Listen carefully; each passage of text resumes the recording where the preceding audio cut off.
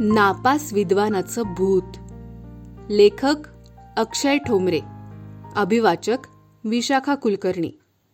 नापास विद्वानाचं भूत.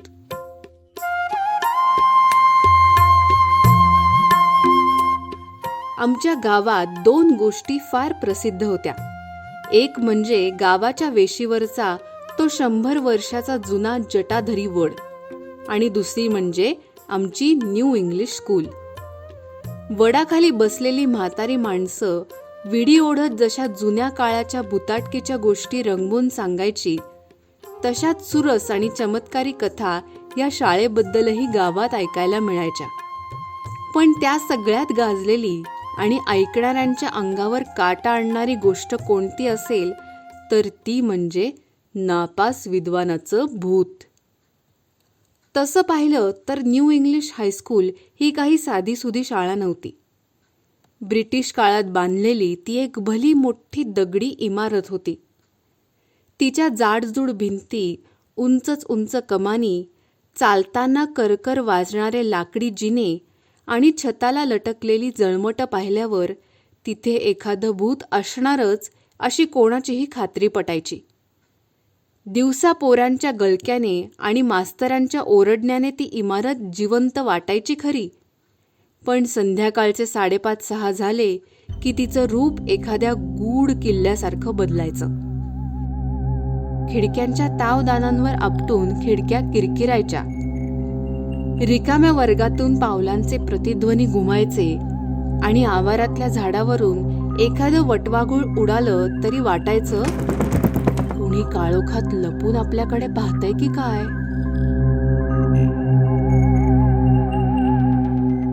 याच गूढ वातावरणाचा फायदा घेऊन गावातल्या आजी आजोबांनी पोरांना वटणीवर आणण्यासाठी एक अफवा पक्की करून ठेवली होती. ते सांगायचे, बाबांनो, जो पोरगा वर्षभर पुस्तकाला हात लावत नाही आणि परीक्षेच्या आदल्या रात्रीपर्यंत उंडारत फिरतो, त्याच्या मागे हा नापास विद्वान लागतो. ऐन परीक्षेच्या वेळी हे भूत त्या पोराच्या पाठीवर येऊन बसतं, त्याच्या कानात चुकीची उत्तरं कुजबुजतं आणि मग ते पोरगं थेट नापास. ही नापास विद्वानाची भीती एवढी जबरदस्त होती की वर्षभर टग्यासारखी फिरणारी पोरंही निदान परीक्षेच्या 15 दिवस आधी पुस्तकं उघडायची. पण या संपूर्ण नियमाला आमचा गंपू मात्र अपवाद होता. गंपू आणि अभ्यासाचं नातं म्हणजे उत्तर ध्रुव आणि दक्षिण ध्रुव. वर्षभर गोट्या खेळणं, पतंग उडवणं, नदीत पोहणं आणि उन्हातानात उंडारण्यात गंपूचा पहिला नंबर असायचाच. पुस्तकाची तोंड ओळख तो फक्त परीक्षेच्या आदल्या रात्री करून घ्यायचा. यंदाही तीच गत झाली होती. दुसऱ्या दिवशी इतिहासाचा पेपर होता आणि आमचा गंपू अजूनही पानिपतचं युद्ध नक्की कुठे झालं, कोणामध्ये झालं आणि नक्की कोण जिंकलं या विचाराने डोक्याचे केस उपटत बसला होता. त्यात भर म्हणून की काय, नेमकं त्याच रात्री गावात एक थरारक बातमी वाऱ्यासारखी पसरली. झालं असं की शाळेतला म्हातारा, अर्धवट बहिरा आणि तोंडाने सदैव तंबाखू चघळणारा शिपाई भिकू संध्याकाळी 7च्या सुमारास हातातील किल्ल्यांचा मोठा जुगडा हलवत वर्ग बंद करायला वरच्या मजल्यावर गेला. संपूर्ण मजल्यावर अंधाराचं साम्राज्य होतं. भिकूने खिशातून विडी काढली, काडी ओढली आणि नेमकं त्या क्षणी एका रिकाम्या कुलूप नसलेल्या अंधाऱ्या वर्गातून त्याला फळ्यावर खडू फिरवल्याचा तीव्र, अंगावर काटा आणणारा आवाज ऐकू आला. कर्र कर्र कट. भिकूचा विडी पेटवायचा हात हवेत गोठला. तोंडातली तंबाखू घशात उतरायची बाकी राहिली होती. त्याने भीतीने थरथरत्या हाताने कमरेवरचा जड टॉर्च काढला आणि बटन दाबलं. टॉर्चचा पिवळा धमक प्रकाश थेट त्या वर्गातल्या काळ्या फळ्यावर पडला. आत खरं तर कोणीच नव्हतं. खिडकीच्या वाऱ्याने पडदे हलत होते. पण त्याहून भयानक गोष्ट म्हणजे फळ्यावर नुकत्याच लिहिलेल्या ताज्या पांढऱ्या खडूने मोठ्या वेड्या वाकड्या अक्षरात लिहिलं होतं, मी परत आलोय. आणि त्या अक्षरांच्या खाली रक्तासारखा भासणारा लाल शाईचा एक मोठा ठिपका होता. भिकूने बापरे असं थरथरत म्हणून तिथेच हातातला टॉर्च आणि किल्ल्यांचा जुगडा टाकला. धोतर सावध जिना न उतरता थेट वरून खाली उड्या मारत धावपळ करत घराच्या दिशेने तो पळत सुटला. रात्री भिकूला 100 ताप भरला. दुसऱ्या दिवशी सकाळी शाळा भरायच्या 2 तास आधीच पारावर दाजी पानवाल्याच्या टपरीभोवती अख्खं गाव गोळा झालं होतं. कथेला गावाकडचे मसाले लावून दाजी विडा चगळत डोळे मोठे करून सांगत होते, अरे काय सांगता साळुंके काका, भिकूने स्वतः डोळ्याने पाहिलं. 7 फूट उंचीचं, डोक्यावर शिंग आणि हातात जळती लेखणी घेतलेला तो नापास विद्वान फळ्यावर रक्ताने लिहित होता म्हणे. सगळ्यांना बघून घेतो. भिकूने टॉर्च मारला तर त्या भूताने एकाच फुंकरीत तो टॉर्च विझवला की. तिथेच उभे असलेले साळुंके काका कपाळावर हात मारून म्हणले, सगळ्यांना बघून घेतो म्हणजे हा यंदा एकालाही पास होऊ देणार नाही तर माझ्या बंडूचं कसं होणार. नंतर दुपारी समजलं की आदल्या दिवशी संध्याकाळी 2 खोडकर पोरांनी केवळ भिकूला घाबरवण्यासाठी खडूने ते वाक्य लिहिलं होतं आणि लाल शाईची बाटली तिथेच विसरली होती. ही केवळ एका पोराची थट्टा असल्याचं सिद्ध झालं खरं, पण तोपर्यंत तीर सुटला होता. गावातल्या या सगळ्या गप्पा गंपूच्या कानावर पडल्या होत्या आणि परीक्षेला निघतानाच त्याच्या मनात भीतीचा अवाढव्य गोळा आला होता. दुपारी 12 वाजता इतिहासाचा पेपर सुरू झाला. परीक्षा हॉलमध्ये कमालीची शांतता होती. फक्त पोरांच्या पेनाचा खरखर आवाज आणि सुपरवायझरच्या चपलांचा करकर आवाज एवढंच काय ते ऐकू येत होतं. गंपूने अत्यंत भीतभीत प्रश्नपत्रिका उघडली. पहिलाच प्रश्न वाचून त्याच्या पोटात कळा यायला लागल्या. प्रश्न होता, पानिपतचे पहिले युद्ध कोणामध्ये झाले? गंपूने कपाळावरचा घाम पुसला, डोळे मिटले, पण डोक्याच्या रिकाम्या डब्यात उत्तर सोडून जगातले सगळे विचार आले. त्याने मग मनाशीच विचार केला, आता भूताची भीती तर आहेच, पण काहीतरी लिहिल्याशिवाय गत्यंतर नाही. 1.5 तास गंपूने काय डोकं चालवलं कुणास ठाऊक. त्याने प्रश्नपत्रिकेतले शब्द गोळा करून उत्तरपत्रिकेवर आपल्याच कल्पनेने काहीतरी अगाध लिहून ठेवलं. पेपर सुरू होऊन आता 1.25 तास झाले होते. शेवटचा अर्धा तास उरला होता. पोरांची पुरवणी मागण्याची घाई चालली होती आणि नेमक्या याच वेळी त्या छताच्या फटीतून आवाज आला, टक टक टक. गंपूचा घसा पार कोरडा पडला. त्याचे कान ताठ झाले. त्याने पुन्हा ऐकलं, टक टक. गंपूची खात्री पटली की नापास विद्वान छतावरून खाली उतरलाय आणि तो याला चुकीचं उत्तर सांगणार आहे. त्याने भीतीने थरथरत शेजाराच्या बाकावर बंडूला हळूच खुणवलं, ए बंड्या, ऐकलं का? तो आलाय. बंडू आधीच कच्च्या दिलाचा. त्याने डोळे मोठे करून विचारलं, कोण? भूत, नापास विद्वानाचं भूत आलंय. गंपू कुजबुजला. बंड्याचा रंग उडाला. त्याने मागच्या चंदूला सांगितलं, अरे छतातून भूत गंपूशी बोलतय. चंदूने ते पुढे सांगितलं आणि बघता बघता 5 मिनिटात अख्ख्या हॉलमधल्या पोरांचे पेन थांबले. सगळ्यांच्या नजरा छताकडे खिळल्या. तेवढ्यात त्या शांततेचा भंग करत छतातून एक मोठा टर्र असा आवाज आला. असा कपडा फाटल्यासारखा तो आवाज होता. त्या आवाजाने गंपूचा धीर सुटला आणि तो बेंबीच्या देठातून किंचाळला, आई ग, भूताने मला धरलं, मला वाचवा. मग काय, परीक्षा हॉलमध्ये साक्षात तांडव सुरू झालं. एकाने बाक उलटवला, दुसरा खिडकीतून उडी मारायला गेला, तिसऱ्याने उत्तरपत्रिका हवेतच भिरकावली आणि पळत सुटला. 5 मिनिटात अख्खा परीक्षा हॉल रिकामा झाला. तोपर्यंत गावात काय चाललंय याची सुतराम कल्पना नसलेली गावाची मंडळी आपापल्या उद्योगात मग्न होती.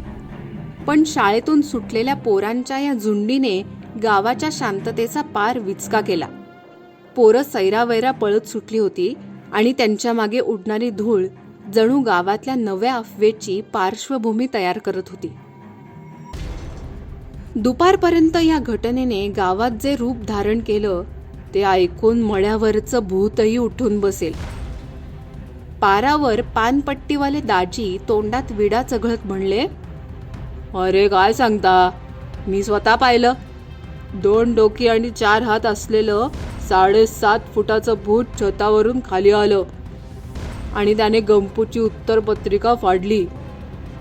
त्यावर साळुंके काका डोळे मोठे करून म्हणले, 2 नाही दाजी, 4 डोकी होती आणि त्यांच्या हातात जळती मशाल होती. संध्याकाळपर्यंत तर लोकांनी अशी अफवा उडवली की भूताने थेट मुख्याध्यापकांच्या खुर्चीवर बसून इतिहासाचा पेपर तपासला. ही बातमी जेव्हा शाळेचे मुख्याध्यापक सदाशिवराव कानेटकर यांच्या कानावर गेली तेव्हा त्यांच्या मिशा रागाने थरथरल्या. कानेटकर सर म्हणजे दिवसा वाघाच्या काळजाचे, पण रात्री घरातून बाहेर पडायला 10 वेळा विचार करणारे. त्यांची एक खासियत होती, प्रत्येक वाक्याच्या आधी ते गळा साफ करायचे. ते कडाडले, विज्ञान युगात असल्या भुताटकीच्या गप्पा निव्वळ मूर्खपणा आहे. मी स्वतः आज रात्री त्या परीक्षा हॉलमध्ये मुक्काम ठोकणार. बघू कसं येतंय ते भूत. गावकऱ्यांनी टाळ्या वाजवल्या. पण कानिटकर सरांच्या पोटात आता आतून गोळा आला होता. एकट्याने रात्री थांबायची हिंमत तर नव्हती, म्हणून त्यांनी गावाचे हवलदार पांडू गुप्ते यांना सोबत घेतलं. गुप्ते म्हणजे खाकी वर्दीतलं भ्याड कॅल्क्युलेशन. रात्रीच्या वेळी भूतापेक्षा चोराला पकडणं सोपं असं त्यांचं ठाम मत होतं. पण सरकारी ड्युटी म्हणून ते हो म्हणले. रात्रीचे 11:30 झाले होते. संपूर्ण गाव गाढ झोपेत होतं. पण हायस्कूलचा परीक्षेचा हॉल एका अंधाऱ्या गुहेसारखा भासत होता. कानिटकर सर आणि हवलदार गुप्ते एका बाकावर शेजारी शेजारी बसले होते. कानिटकरांच्या हातात एक जाड लाकडी काठी होती, तर गुप्त्यांच्या हातात एक जुनी गंजलेली सरकारी बंदूक. बाहेर वारा सुटला होता आणि जुन्या खिडकीच्या काचा कर्कश असा आवाज करत हेलकावे खात होत्या. हॉलमध्ये फक्त एका बॅटरीचा बारीक प्रकाश पडला होता. अचानक वरच्या मजल्यावरून आवाज आला. गुप्ते थेट कानिटकर सरांच्या मागे दडले. सर, कोणीतरी चालतंय वर. गुप्ते, घाबरायचं काही कारण नाही. भीती हा केवळ मानवी मनाचा एक कमकुवत भ्रम आहे.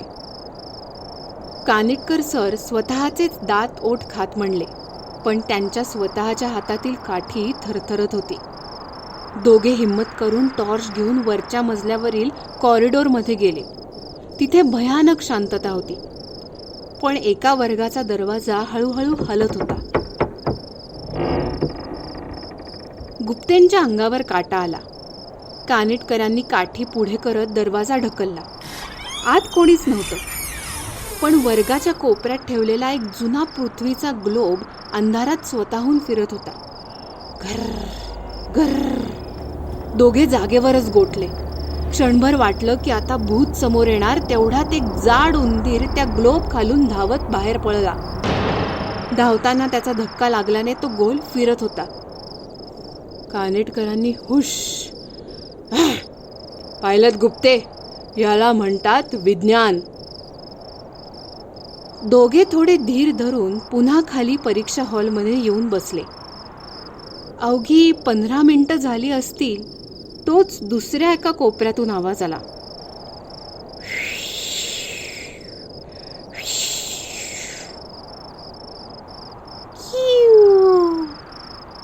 जणू कोणीतरी वेदनेने विव्हळत होतं. यावेळी दोघांचे प्राण कंठाशी आले. ते हळूहळू त्या वर्गात गेले. तर तिथे काय, खिडकीतून येणाऱ्या वाऱ्याच्या झोतामुळे कोपऱ्यात पडलेल्या एका जुन्या तुटलेल्या हार्मोनियमच्या फाटलेल्या भोकातून शिट्टीसारखा आवाज येत होता. दोघांनी सुटकेचा निश्वास टाकला आणि स्वतःच्याच भीतीवर हसले. ते दोघे सावरतायत ना सावरतायत तोच परत काहीतरी आवाज आला. रात्रीचा 1:30 वाजला असेल आणि पुन्हा एकदा छतावरून तोच मूळ आवाज. आणि यावेळी तो आवाज फक्त छतावर नव्हता, तर तो खिडकीच्या दिशेने सरकत होता. दोघांचेही श्वास रोखले गेले. गुप्त्यांनी बंदूक घट्ट पकडली आणि कानेटकरांनी काठी उगारली. तेवढ्यात खिडकीबाहेर नजर गेली आणि गुप्त्यांची पाचावर धारण बसली. खिडकीच्या बाहेर एक अवाढव्य पांढरं शुभ्र आकृती हवेत तरंगत खिडकीवरून इकडे तिकडे जात होती. ती एखाद्या कफन घातलेल्या प्रेतासारखी दिसत होती आणि त्यातून गूढ आवाज येत होता.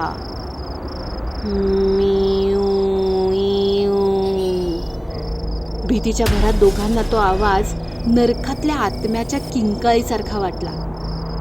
सर सर, पांढरं भूत, त्याने कफन घातलंय, मी गोळी घालतो, गुप्ते म्हणले. थांबा गुप्ते, बंदूक नको, मी काठीने मारतो. कानेटकरांनी अंधारात डोळे मिटून हवेत काठी फिरवली. ती काठी भूताला लागण्याऐवजी थेट गुप्तेंच्या गोट्यावर बसली. आयो माऊली ग, पाय तोडला सरांनी, आयो. गुप्त्यांनी वेदनेच्या भरात बंदुकीचा घोडा दाबला आणि असा प्रचंड आवाज झाला. गोळी छताचे लाकूड तोडून आर पार गेली. त्या आवाजाने खिडकीबाहेरचं पांढरं भूत पार बिथरलं आणि थेट खिडकीच्या काचेवर येऊन आदळलं. धडाम. बंदुकीच्या आवाजाने आणि गंपूच्या किंकाळीने संपूर्ण गाव जागं झालं. लोक हातात मशाली आणि काठी घेऊन शाळेकडे धावले. परीक्षा हॉलचा दरवाजा तोडून लोक जेव्हा आत आले तेव्हा कानिटकर सर आणि गुप्ते एकमेकांना घट्ट पकडून बाकाखाली डोळे मिटून बसले होते. गावातील पोलीस पाटलांनी विचारलं, काय झालं कानिटकर सर, भूताने हल्ला केला का? कानेटकरांनी कपाळावरचा घाम पुसला. हळूच बाकाबाहेर येत गळा साफ केला. हल्ला? छे छे, आम्ही तर त्या भूताला पकडलंय. गुप्ते, टॉर्च मारा बंद खिडकीवर. गुप्त्यांनी रडकुंडीला येऊन टॉर्चचा प्रकाश खिडकीवर टाकला आणि जे दृश्य समोर आलं ते पाहून तिथे हजर असलेले 50 लोक पोट धरून हसायला लागले. खिडकीच्या ग्रिलमध्ये अडकलेलं ते पांढरं भूत दुसरं तिसरं कोणी नसून शाळेत उंदराचा फडशा पाडणारं एक धष्टपुष्ट मांजर होतं. झालं असं होतं की प्रयोगशाळेच्या बाहेर सुकवायला टाकलेला एक जुना पांढरा पडदा त्या मांजराच्या अंगात गळ्यात कुठेतरी अडकला होता. तो पडदा अंगावर ओढत ते बिचारा मांजर छताच्या फटीतून फिरत होतं आणि तो टकटक आवाज छताच्या लाकडी पॅनलमध्ये कबुतरांच्या एका फॅमिलीने घरटं केलं होतं. हे मांजर त्या कबुतरांची शिकार करण्यासाठी छतावर पळत होतं आणि त्याचे पंजे लाकडावर आपटून तो टकटक आवाज येत होता. जेव्हा गुप्त्यांनी गोळी झाडली तेव्हा घाबरून ते मांजर खिडकीकडे पळालं आणि अंगावरच्या पडद्यामुळे पांढऱ्या भूतासारखं दिसलं.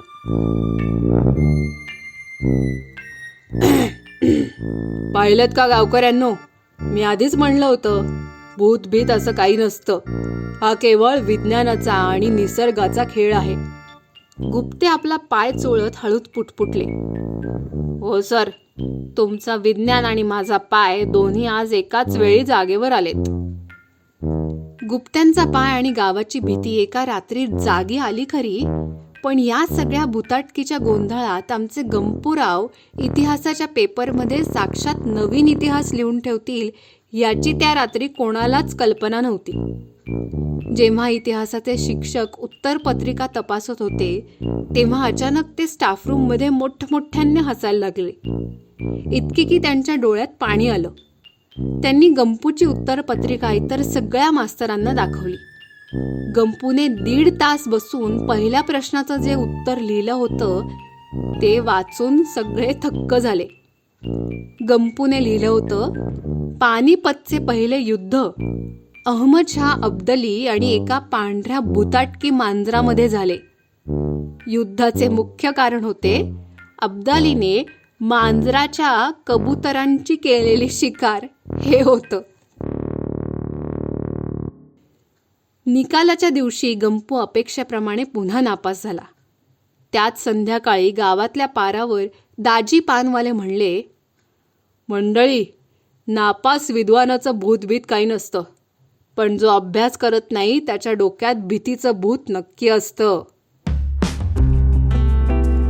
सगळे हसले आणि गंपूही हसला, कारण त्यालाही समजलं होतं की भूताने नाही तर त्याच्या स्वतःच्या अज्ञानाने त्याला नापास केलं होतं.